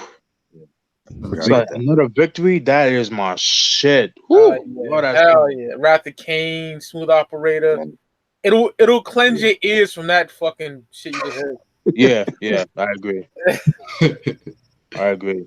Son, Call Mr. Welfare. Woo. Ooh. Man. Even I Get the Job Done was a dope song in its own right. Yeah. He had all the sexy chocolate ladies on the cover, man. Yeah. Classic. I'm just glad I finally got over this man's discography, man. Cause I was about to go crazy, like not. If I would have took the time, if I didn't do that Metallica show last night, I would have joined y'all and reviewed the album, man. Because I didn't hear the album in a couple of years, man, and I didn't like it when I heard it. Right. I was like, oh God, I don't like this shit, man. I just didn't like it, man. Right. His greatest shit after the first 2 is Steven's favorite, in my opinion. It looks like a job for. Yeah, that's my I even like Prince of Darkness, man. That is a slept on album. I love that album. It is. I don't like it that much, but what I do like on there, I don't know the name of it. I forget. It's been years. That Bustin' Q-Tip joint towards the end, my nigga. That shit was fun. Yeah. Come On Down or Butter. That's my favorite song off the album, man. Like, Yeah, that shit is fire. Yeah. Yo, Mike, Yeah. you know the story behind Busta's verse on that song? Nah. School me, my nigga.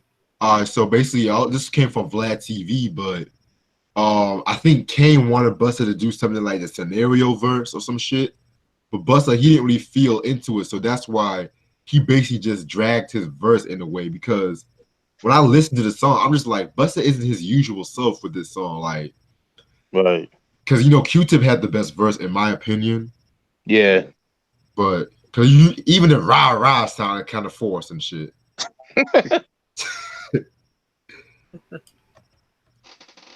Yeah, man. If I'm gonna buy any Kane albums like that, I only have fucking 3 of them. But if I'm gonna buy other Kane, I'll get Taste of Chocolate and the Prince of Darkness just to have it. You know what I mean? Yeah. At least the songs on there I like. You know what I mean? Right. I feel you. Yeah. But fellas, so who's free next Sunday afternoon? Possibly like 2-3 o'clock. No, I'm more than likely be working at that time. All right. What do you got playing, Rich? I wanted to do Coogee Rap and DJ Polo's Wanted Dead or Alive that day. Oh man. I'm gonna put that on hold for Steven because I know Steven wants. Yes, please, my nigga, please. Are you working that day? I only work 6 o'clock. And I come 6 back. to what? 6 until what time? 6 to 10. Would you be able to do that after work? I'm down to do that, unless you're too tired. That's perfect. In the future, future, I want to do that on Speak Your Cloud too. Not that album, but like everything, because we had that plan a long time ago. Me and Steve. Yeah. Not that it's his whole discography, you know what I mean? Yeah. Yeah, you know, we are a team and shit like that. I don't mind reviewing albums twice and shit, cause that way we can always introduce people to the album and shit, you know? No, I can do. I'll jump on there with you, right? And I'll just put it on Speaker Cloud. That's even better. Because I did that with Spring Clientele. I did that with too. So yeah, because I was actually planning on after I review Rick James' Garden of Love, I was gonna take that Street Songs review and put it right after Garden of Love and shit. Yeah. You're free to do that. I appreciate it. Yeah, no problem. So y'all want to do it next Sunday at 11 o'clock? Perfect. Rick James. Okay. No, the Coogee rap. Oh, Wanted Dead or Alive. all right, cool. Yeah, that's good. Because I want to do another live review probably early March on Roots of Evil, but yeah. And then I know I'm doing music and I message this week too. Oh man. Yeah, me and Try. I need to visit that. Yeah, me and Try. That's one of my favorite albums. Yeah, that album was sick. I don't get the hate for that fucking album. You know what it is though, man? Because it came out at a time where like gangster rap was on the rise. Right. You know, Public Enemy was like, played out at that time, Yeah. So I think that's what it was. It wasn't. I don't think it was just them themselves. It was just like what they were talking about was played out. As God, my nigga, we heard that like 4 albums ago, But at the same time, go ahead, Mike. No, go ahead, Reg. My bad. Go ahead. At the same time, like no trust towards Death Row, but isn't like the majority of the subject matter the same in Death Row? I'm just saying. Right. But that's no shots against like Suge and shit, But they just had a bad year. Like I don't really think Def Jam promoted the album well. They didn't, because Polygram,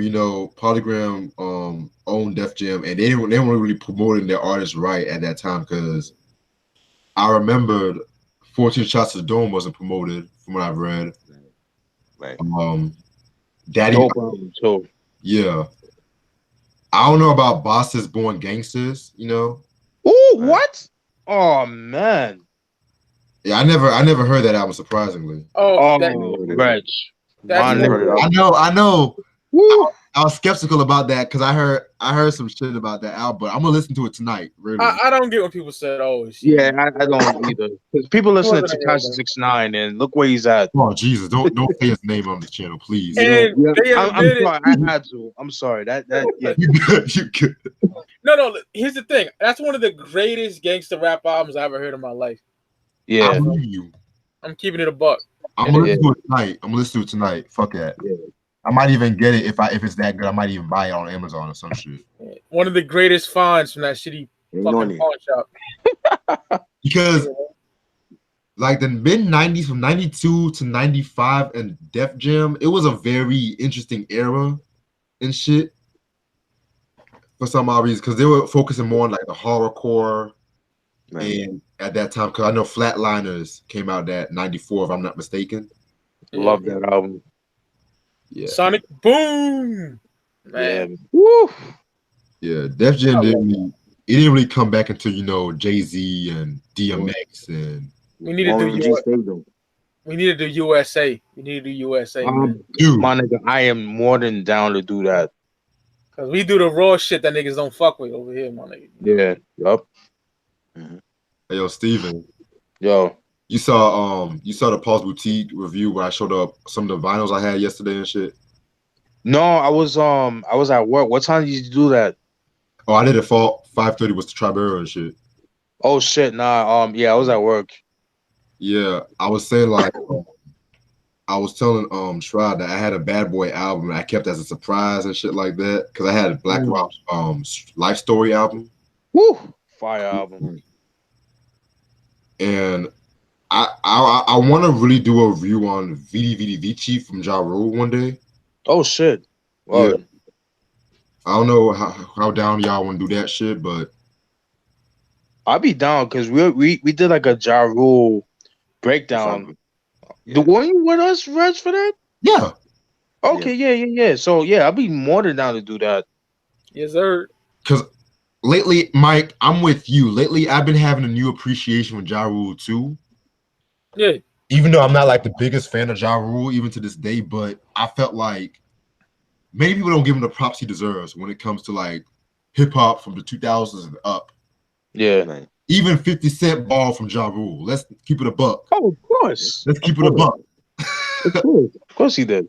But what kills me is these fucking Ja Rule fans. When as soon as a 50 beef started, that's when they jumped ship to 50. I'm like, what Yes. the fuck?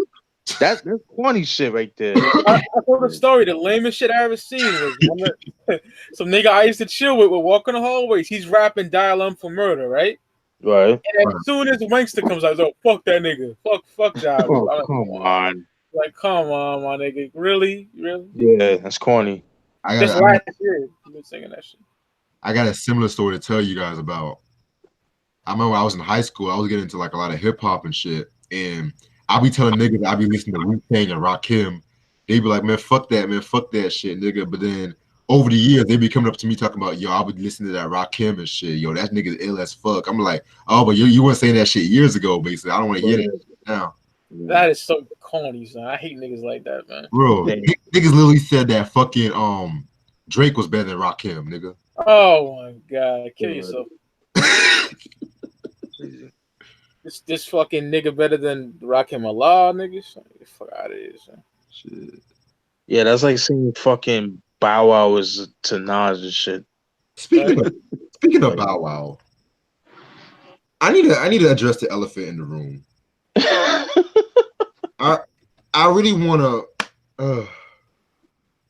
wanna talk about, you know, this whole club beating, how I might cause some controversy, but I feel like, you know, when a girl wants to start a fight with a man and shit like that, the man's always looked upon as the bitch. Right. I'm not saying what he did was right though, but it's just like, you know, if a girl is trying to tempt the guy, like putting his fingers on the head and shit, and the man hits the girl and shit like that, if that was me, I'm not gonna be surprised because the girl is basically asking for it. That's me. Right. And then I know everyone is having like a whole field day with this whole Bow Wow shit, talking about, oh, he got his ass beat by a girl and shit. But at the same time, I remember when Rihanna and the Chris Brown shit happened. I want to send all that shit when Rihanna got her face plastered and shit. But and I don't care for Bow Wow or Shad Moss or whatever he calls himself these days, but it's just that I just want to say that because I'm just kind of sick and tired of this whole double standards with men and women hitting each other, but it's justified if a female hits a man and shit or abuses the man. Oh yeah, the feminazi bullshit, my nigga. That's all that is. For real. It's that feminist bullshit, Mike. You're right, definitely. Oh yeah, double standards bullshit, man. That's why I'm telling you, black women should not be following feminism in the first place. Yeah, I'm sick of it, my nigga. Like I really am. All that shit, man. And then this whole 21 Savage shit, man. Like, oh god, boy. I actually heard his mom talk. His mom sounded more Jamaican than British. I was telling him to try that yesterday. Yeah. And then Jay-Z's hiring a lawyer to keep 21 Savage in the countries and shit. There's a lot of Jamaicans in London too, man. There's a lot. Because Jamaica's a British colony, and they were gaining their independence from England, so that's what it was. Facts, like, I definitely never knew that, Steven. Thanks for educating me. No doubt. Because I've been to London last year, and it was like, I loved London, basically. Yeah, I heard London's dope, son. The only part, the motherfuckers don't know how to drive, because they almost ran me over a couple times. Oh, shit. But, and then, like, yeah, man, I just feel sorry for the kid, in my opinion. Right. Because niggas over here making jokes about this shit, too, talking about London on the track. Then all of a sudden, they have the whole immigration shit. But that shit's not funny. Nah. Shit's not fucking funny. Like, families getting separated from immigration and shit. Like, nah, that shit's not funny. Hell no. To me, ain't no different than fucking slavery back in the day. Exactly. That's just my personal opinion. And then you have this motherfucker trying to build up Legos, trying to play with Legos and shit like that. Having a whole pity party because no one wants to play with his little walls or some shit. Like, nah, man. Like, and speaking of Trump, what do y'all think about this whole Jussie Smollett shit? The what? You know, you ever that dude that gay actor that got attacked by them Trump supporters? Oh, dude, no, let me tell you something about that shit. I I think don't all that shit believe is you. You need bullshit. more people. That's what I think. Yeah, it's bullshit. It's fucking bullshit, dude. He got caught slipping at the wrong time. That's what it was. It had nothing to do.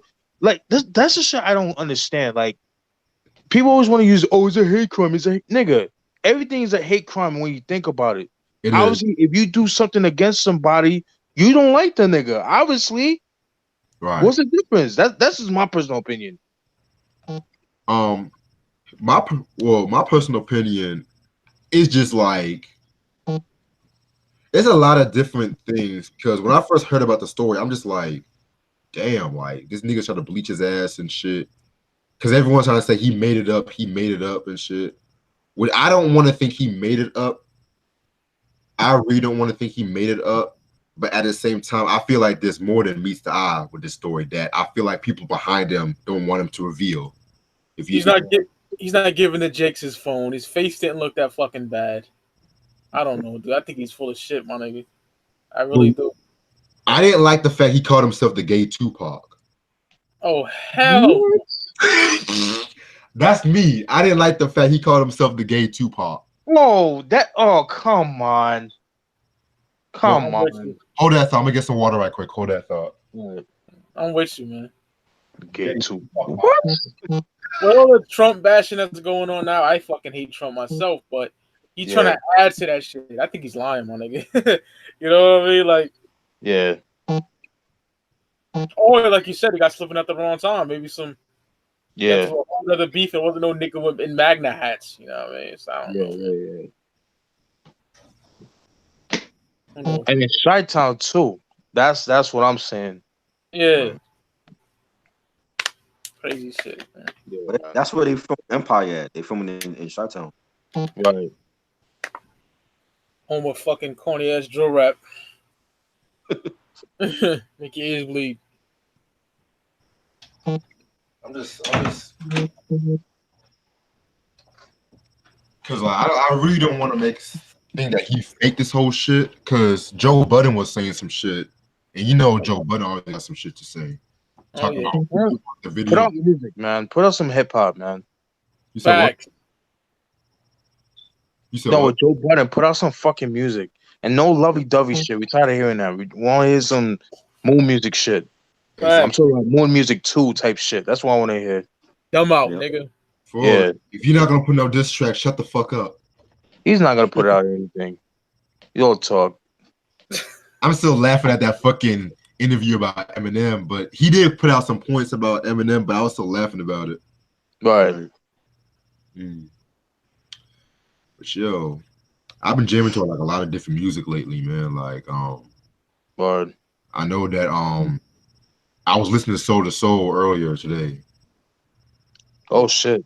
Yeah, I need that first album though. Ooh. Yeah. Candy Rain. Every little thing I do. Ooh, it's my shit. Heavy D, he's talented when it comes to scouting artists, man. Oh, I'm sorry. I meant Soul for Real, not that boy band. I meant the British R&B group. Oh yeah, oh my bad. With Carol Wheeler, yeah, my bad. You good, bro? I get it confused sometimes too. You good? Yeah, with Karen Wheeler, yeah. Oh yeah, that's like good shit. For real. The 80s had that dope British R&B. Like fuck. Oh yeah, fucking loose ends and shit. Yeah, love that shit. Simply Red and shit. Yeah. Like I can't wait till me and Try talks about Stronger Than Pride this fucking Thursday. Oh shit. Yeah. Y'all heard D'Angelo's new song? Nah. Nah, I'm a big D fan, but I didn't check it out, man. Pause.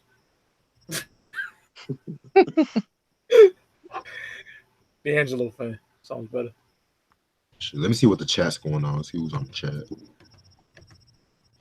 Here, I'm watching Jason's Lyric. Classic movie. Classic, man. Classic. Oh, yeah. In my opinion, I like that movie better than Love and Basketball. Me too. Fuck that movie. Yeah. That movie is so fucking over. Thank you. That movie Serious. is so overrated. I'm sorry. It is. So You fucking. think so? I liked it. I thought it was dope. You said I what? think so. I like this. I like the movie. I thought the movie was good. I mean, No. I Y'all don't think know. Like, Love and Basketball is underrated? Is overrated? I do. Really? Well, my ex-girlfriend watched it like it was going out of style, so I got tired of it. Like, acting wise, it's very good, but I've seen Right. better love stories than that. Brown Brown Sugar is way better than that. Fuck Love it. Jones. Oh yeah, Brown of Sugar course. was good Yeah. too. Jason's lyric. Jason's lyric when fucking homeboy tries to get on the fucking with them. Yo, Forrest Whitaker, man. Yeah. Bad dog. Yo, hell, even Boys in the Hood had a better love story than Love and Basketball and shit. Oh come on, y'all reaching out. Come on. Different storyline, man. Come on.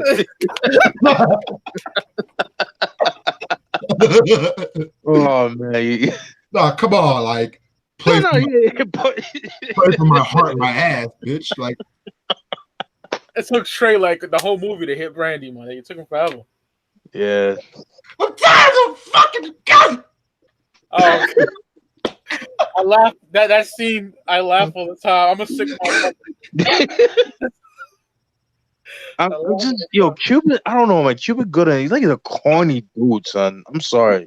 He always playing corny roles, man. So when that dark ass cop pulls him up, you think you tough?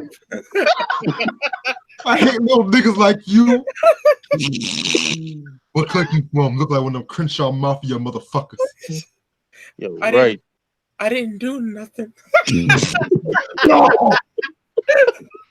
No, hold up. My favorite part was when he was like, man, keep your child off the streets. You smell worse than you. and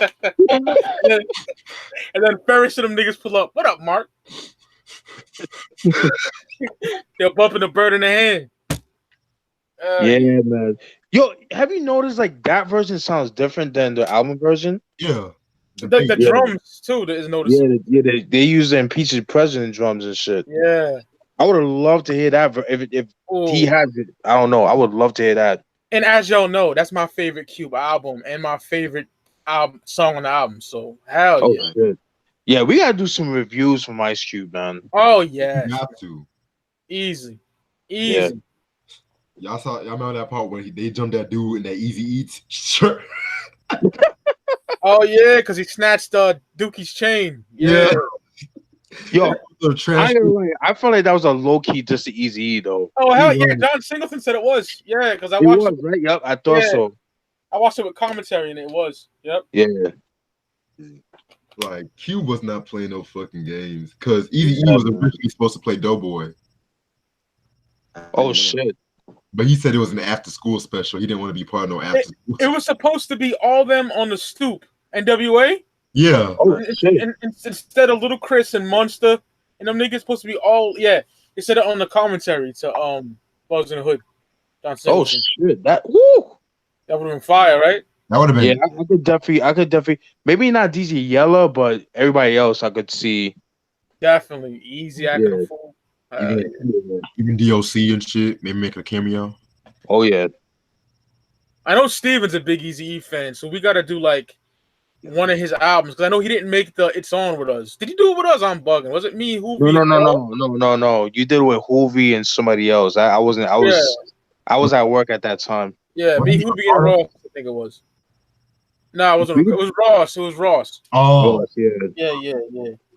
So what you do straight off the streets of motherfucking Compton and Easy does it, whatever the fuck. I was just about to say Straight Off the Streets. That's like my favorite Easy album. Fuck, man. I'm with you. One of mine.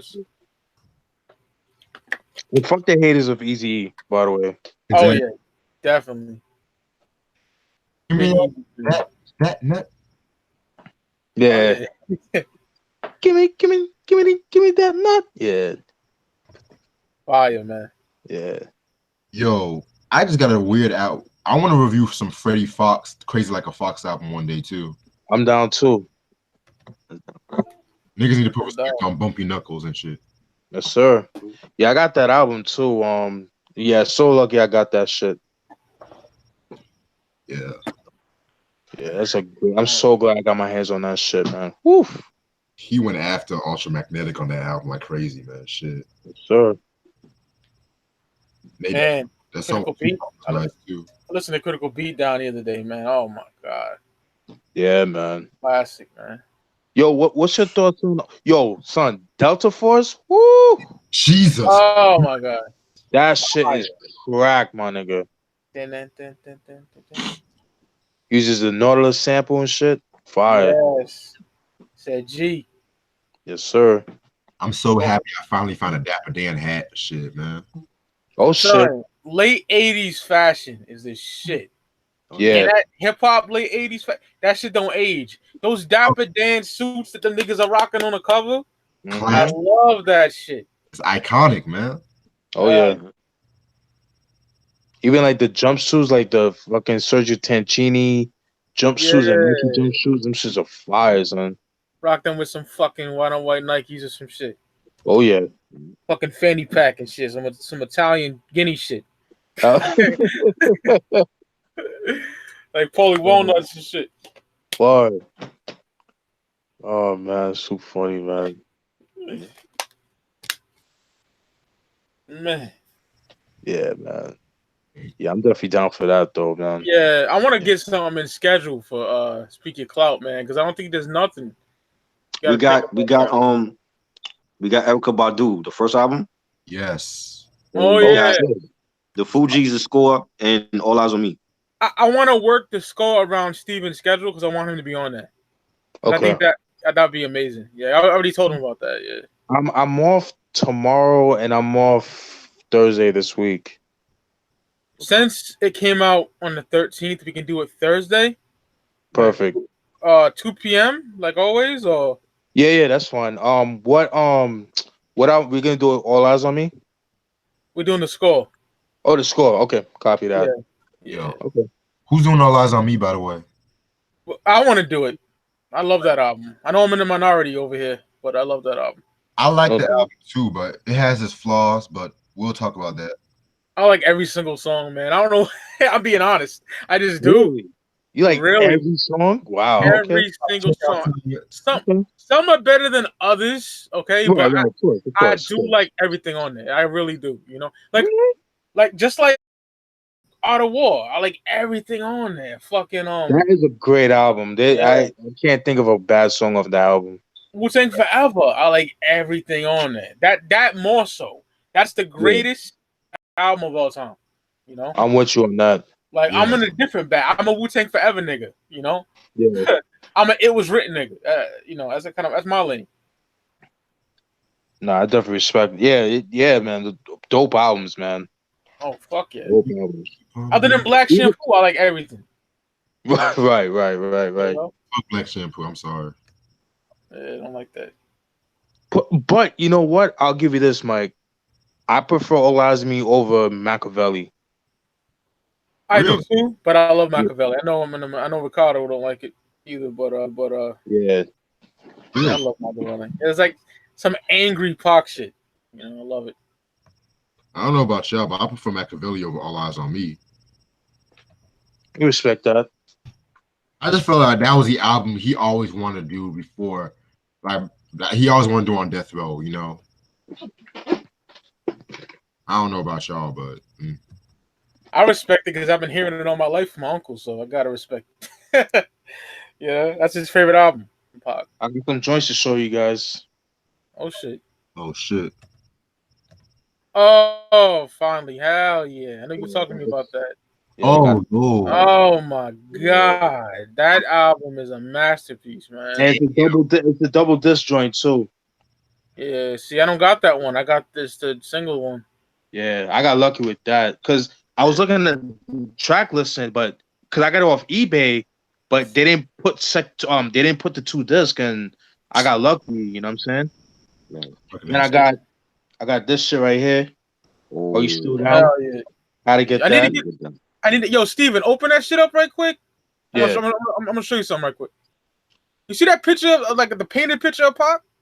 Yeah. Yeah, son, I bought that used in '97. I never knew that Okay. existed. Some faggot took it out the booklet. So just, Oh, just a few years now, I'm finally figuring out that I need to get that over. You ripped out the that's booklet? crazy. Yeah, somebody ripped it out Wow. the booklet. Yeah, I bought it used the same year it came out.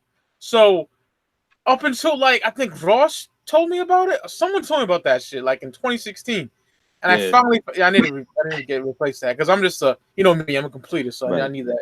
Right. Yeah. That's crazy. Then I got this shit right here. Oh shit, what's that? Which one's that? Hangman 3. It's from one of your favorite rappers, man, Benzino. Oh, Oh, Yeah. Ray No, Benzino. Hold on. Mhm. Yes, his name is associated with that album. That shit got some fire though. I'll Okay. post some songs on Instagram as like my post like I usually do. And When did it come out, Steve? 2000. 2000. Yeah. Yeah, 2000. Yup. You probably will. I don't care though. Another Bad Creation, their first album. I need to get that on CD. I had that on cassette. Yo. I had that. Yo. I got it for $1. I Yo. couldn't pass that up. man. $1, my nigga. Yo, I could not That pass shit that is up. banging, yo. I'm not gonna get mad at you. Who the fuck is that? Who the fuck is that? What's that? R&B group? Music, but yeah, that's just me. Didn't them little niggas get in the beef for Crisscross or some shit? Did they? Yeah. Yeah, Crisscross was beefing with all the kid rappers back in the day, yo. Oh God. I know the youngsters and illegal were too. Shit. Yeah, man. That's crazy, man. I'm just cooling at the playground. And there was sound on the Motown. Oh shit. Dallas Austin produced some shit. Okay. Dallas Austin, yup. But yeah, I'm not too big. I admit the playground, that was a dope beat, but I'm not too big on Another Bad Creation. Yeah. I don't know. It was something like I seen it. I wasn't gonna buy. I was like, you know what? Let me pick it up because I don't think I'm gonna see that again. So I was like, you know what? Let me pick it up. It's not something you see every day. So It's not. I'm really excited for the Skull album review, man. I really I'm am. down. Because as famous and as critically acclaimed that album is, there's not many reviews on YouTube, man. There's not. I agree, and they only talk about the singles. They don't talk about the fucking like the album cuts like Cowboys and D-Lots and shit like. Oh Right. yeah, I can't wait to talk about that album, man. Oof, I'm Yeah. excited.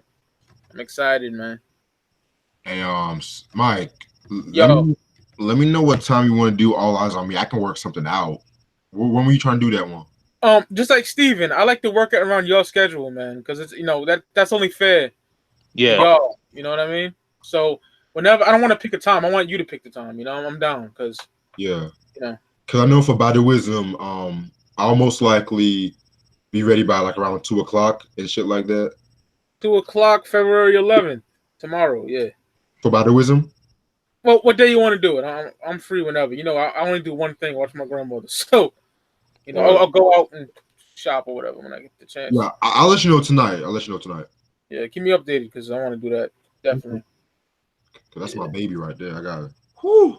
Yeah, I love Erica. She has hairy armpits. I love Erica. Y'all didn't see that post, did y'all? That is disgusting, man. Yeah, I saw that. Nah, Whoa. what happened? Shorty was showing her armpit hair, my nigga, and it had more armpit hair than me. Who's that? Erica Badu. Oh God. Wow. That's crazy. Yeah, man. Go to her timeline, scroll down. Oh God. Wow.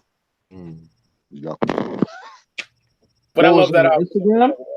Yep, IG. I gotta look it up right now. Post it on social media. Cause she's Erica Badu. If she deleted it, I'll try to find it on like Google or something. Oh my God, it's gross. Did she post it recently? Oh no, like last year or something. But she don't post that. I'm not gonna be able to find that. If you, I'll find it. I'll try to find it. All right. It's not a pretty sight, so I'm gonna say. Yo, I cannot wait to see Raekwon and Ghostface next month, yo. Oh yeah, you didn't have fun with that, man. Those are my gods right there, son. They're my fucking gods, man. My favorite rappers of all time, man. Damn near. Word. Nas and Big. For real. Yeah. Yeah, man. Like, and I got VIP and shit, so you know me. Woo! You know me. Woo! I might see if I can meet them niggas and shit, you know, tell them how much impact they had in my life, low key. Oh shit! Yeah, that's whoo. That Czarface and Ghost is dropping Friday, my nigga. Can't wait for that. Oh shit! Oh, it's a rap. Yeah. Rap. Y'all heard the It's crazy. Czarface MF Doom album? Yeah, that shit's crack. Yeah, that was dope. It's crack, but I'm still waiting on that shit with Ghostface though. He's playing. He's too busy playing that shit. What you about Doom? Yeah, man. Doom stocks, whatever the fuck. Yeah. I'm not. I mean, I'm over that, honestly. Yeah, they've been saying that since God knows how long. 06? Since 07. Yeah, 06, 07, yo. Pathetic. Yeah. Yeah, I was dying when y'all were roasting MF Doom. I think it was on the Get Rich Die Trying review. He was like, I'm never gonna do an MF Doom review. Yeah, the fans, man. It's the fans. They really like piss me off about that shit. You know, it's like I don't know. And then one thing I don't like what Doom did. Yeah, I'll never forget it. I remember it was around the late 2000s, like 08, 09, when he had he sent an imposter. Yep. Like, you don't do that. That's fucked up. To your fans, you don't do that. Yeah, that's fucked up. I came here to see Doom, not some fucking fake nigga. You know what I mean? Yeah. But it's crazy though because no one talks about KMD, like Mr. Hood, Black Bastards. No one talks about that shit. Right. And shit, you know. But my favorite album from Doom would have to be either Doomsday or Wonderful Villain. Oh. I gotta go with Food, man. That is amazing. Yeah. Food was cool, but I wasn't gonna be too on the food like that. Oh man, that's some of his best fucking bars too. Like the doobie to it, glow like a ruby. After which you couldn't find a villain like Scooby. Like Doom was in his bag in that album. I feel like Take Me to the Leader has some of his best bars though. That's a mostly instrumental album though. You know? True, but I feel like that one don't get that much props in my opinion. On Food is all them Wild Style samples. Oh man. Mad Villainy was cool, but I kind of got a little tired of it because the fans. It's overrated, man. I love that album, but I'm with y'all, man. Like, if it wasn't for Adult Swim, niggas won't be focused on the MF Doom or Jay Dilla. I'm just gonna keep it a buck. Oh, true. I agree. Hey, yo, Steven, my fucking stomach just turned, but I found it for you.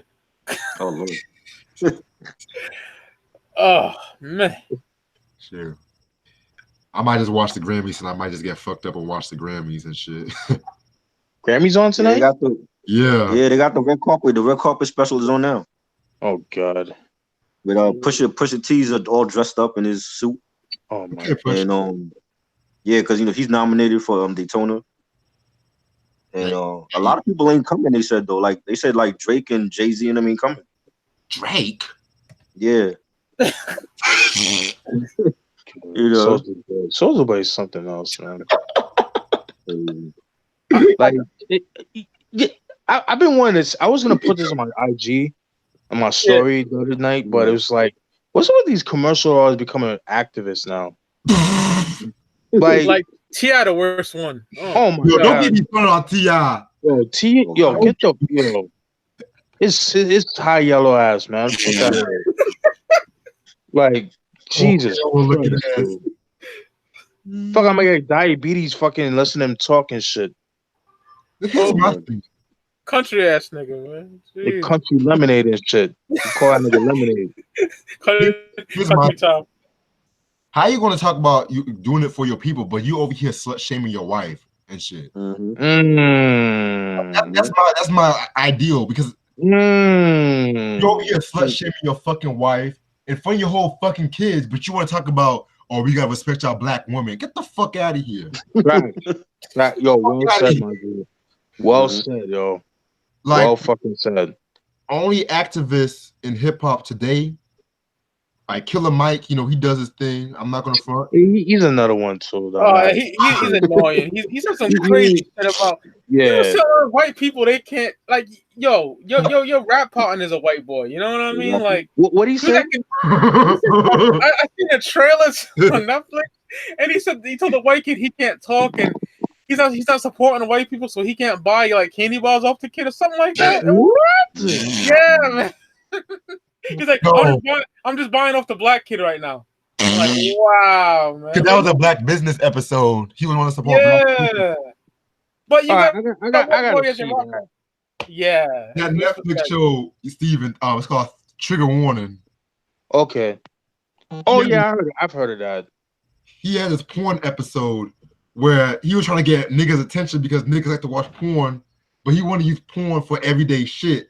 So they trying to use a porno with this girl masturbating while they're trying to fix the sink and shit. What the? Oh. Yeah, that's. But it's a dope show. It's a dope show and shit. Man. Yeah, that activist shit is. Oh God, come on. It's too much. I knew Mike would have a problem with Killer Mike.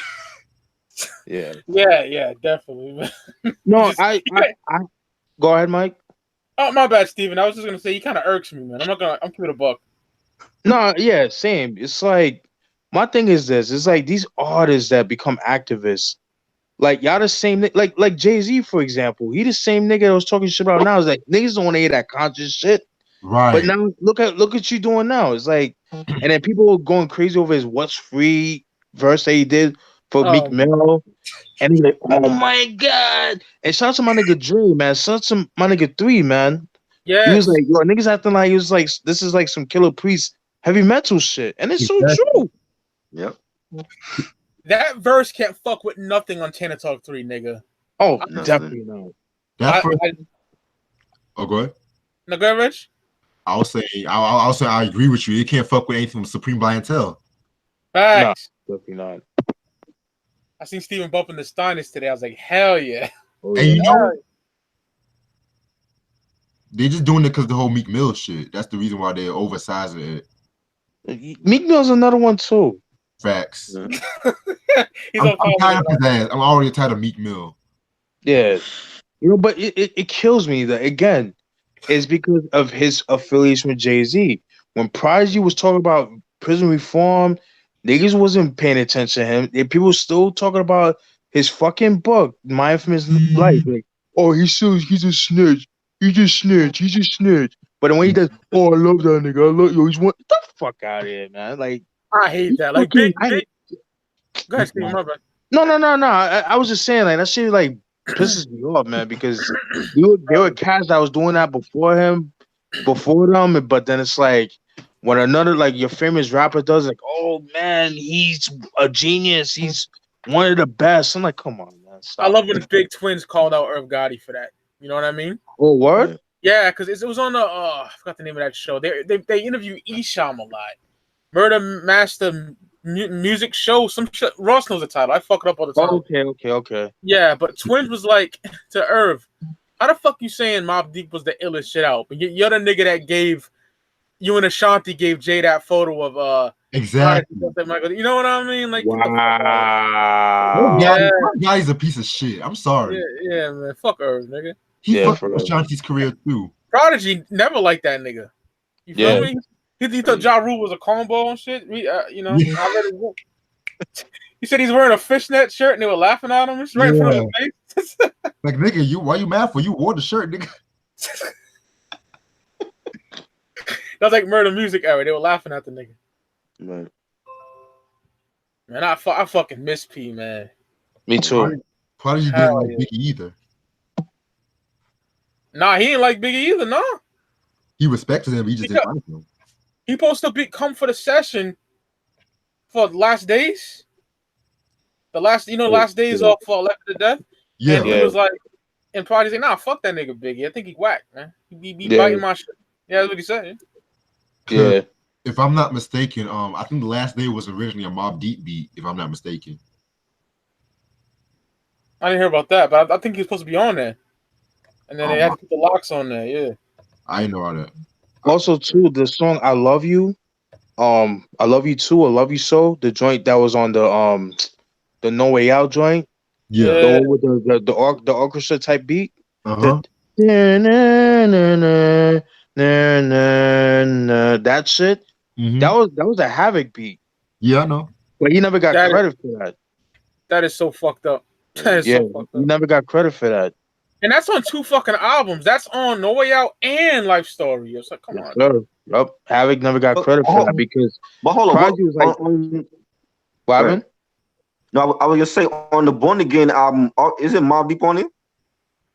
Yeah, but that was put after though. Like those are that was like I don't know. It was like leftover track. I don't know. Like I don't think some of those songs were like original. What they probably were the original tracks, but like the beats are different. You know what I mean? They were made at that time.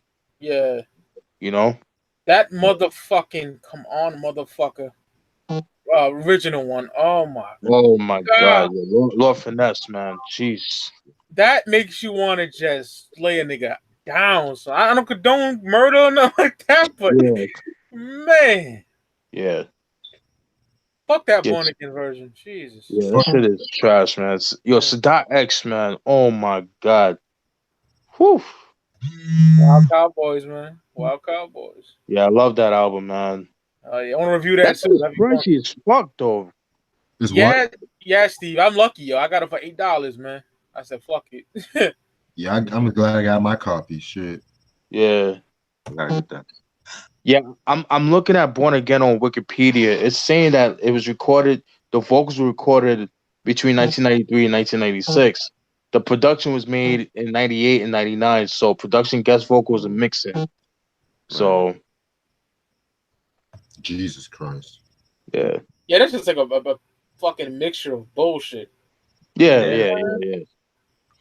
I'd rather listen to that over fucking duets, though. I'll tell you that. Oh Duets my, is trash. gee, I'm with you, brother. Yeah, that was a cash in on Puffy's part, man. They're That's so all he been disrespectful.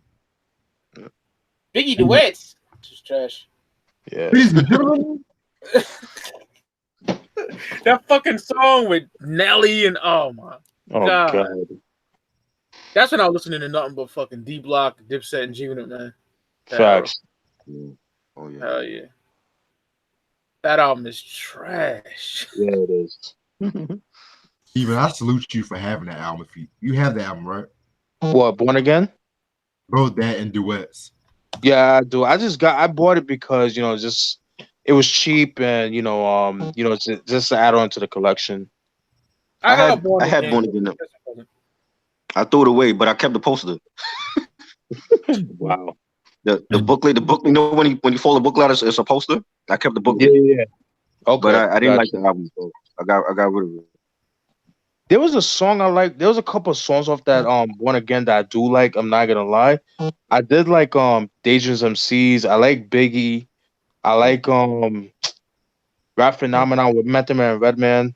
Oh God, like, Primo that. Yeah, he killed that shit. I like If I Should Die Before I Wake. That was dope with Black Rob, Ice Cube, and Beanie Siegel. That was dope. Ice Cube Ice Cube sounded weird on that song though, just for that kind of beat.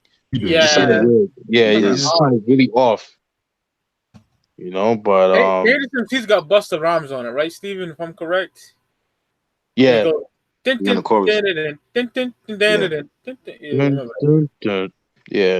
Remember that shit with the Hot Boys on there? I was like, what the?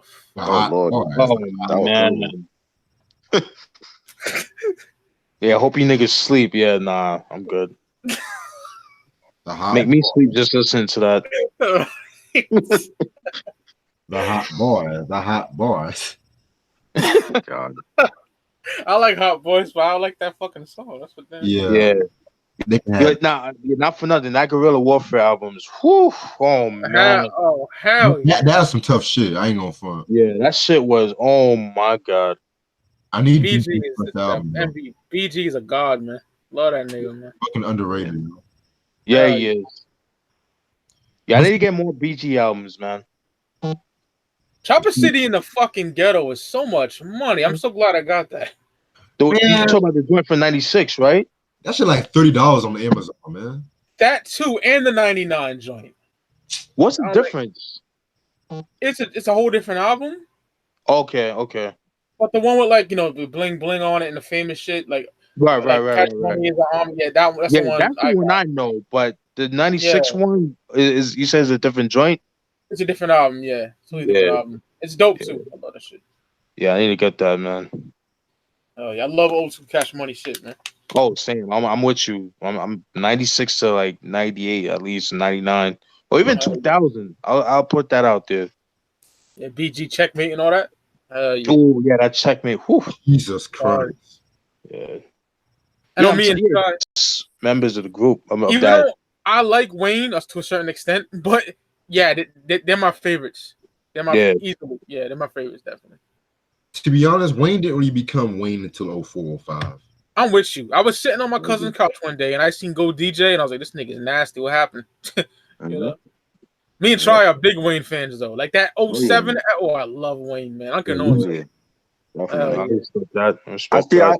I started listening to Cash Money in the 2000s. So we talking about like big time and stuff, and when Birdman came out with his like solo albums, but I didn't care for none of them. There's one Big Timers album I liked, the one with I think it was Hood Rich. It was on the single. Right. Oh yeah, from '02, right? Right, that joint was banging. Okay, yeah, But yeah. I didn't. Yeah. I never listened to like Cash Money stuff in the 90s though. So I came in on like the 2000 stuff. Right. Yeah. Yeah, but man. I like that BG and Juvie shit better though. That's my Oh, shit. of course. Yo, Soldier Rags, 400 Degrees, Uh G Code. Oh my God, G Code is fire. What's that's that? just so slept on, yo. I don't hear too many people talk about that. You understand? That shit Yeah. fire. And those Manny Fresh beats were crack rocks. Man. Yeah, Yeah, they were. really. Yeah. Whew. 400 Degrees is a masterpiece, man. It is. I love that album, man. Yeah, man. That shit is crack rocks. Hell yeah. Smoking weed, playing WWF Attitude, listening to that in the background. Mm-hmm. 99, man. Hell yeah. It's classic, man. A lot of niggas compare that to Ghetto D. I'll give the slight edge to Ghetto D, but Oh yeah, definitely. that's a masterpiece too. Yeah. Look up. Holla if you hear me. Yeah. Yeah, man. I bump P all the time, man. Yeah, man. I love The Last Dawn too. Niggas sleep on that, man. Very dope album. Hell yeah. Yeah, MP The Last Dawn. Did you see the movie? Ross put me on. No, not Ross. My bad. Reg was talking about that one time. That shit is trash. I could imagine. Yeah. That Snoop Dogg No Limit, The Game of Life movie. Oh Lord. Yeah, I heard about that. I remember seeing that. God. Boy, let me tell you. Even in their prime, Reg, they were always trash at movies. Yeah. Always. I figured because I want to tell this one part in the movie when Snoop Dogg he C Murder got shot and Snoop Dogg was basically just firing the gun, but he wasn't aiming at these motherfuckers and shit. then when they shot up in the well, this nigga had like a bulletproof vest and he started kicking the walls. He's like, so I kicked the well walls and shit. Man, it felt so good. I used up all my strength. Wow. Is that on I felt YouTube? like a homeless bum on the street. Wow. Is that on YouTube, Reg? Yeah. I gotta check that out, man. Just to laugh. I'm gonna put it on the chat. About it came out like in what, 97? That shit was trash. Son, Mac 10 is Masterpiece cousin. They even look alike? Get the fuck out of here, you know? What? Yep. But that soundtrack, my nigga, fire. That's one of the greatest songs I've ever heard in my life. I highly recommend. Yeah. About it, right? Yeah. I'm about it. Yeah, that is son. There's a Brother Lynch Hung song on there called Constantly Dirty. Oh my God. Right. There's a Fiend song on there, man. Oh man. That whole album is fire. It's like 97 No Limit. Man. Right. I think Steven, you would love that soundtrack. I know you would. Oh yeah. With a shadow of a doubt, definitely. Oh yeah. Definitely. Yeah, man. Yeah. As far as movies go, like probably the only one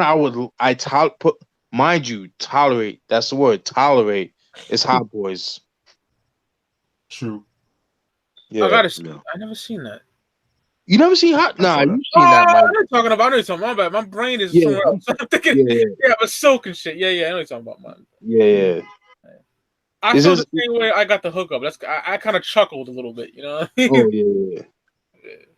Yeah, Eddie Griffin and shit. Jesus Christ. Oh Lord, that's that foolish joint too. Oh, that's a No Limit was down to fucking shitter. Yeah. Like once Beats by the pound left, fucking get rid of them niggas, man. Like, Exactly. Yeah, facts. Hey fellas, I'm actually about to go and trying to finish up this paper and shit. all right, No doubt. Yeah, it was nice having y'all. No doubt. Word. thanks for having me. Thanks to chat so much for watching and shit like that. Word. It's your boy Reg. I hope you have a good night. You too, man. Peace. Later. Peace.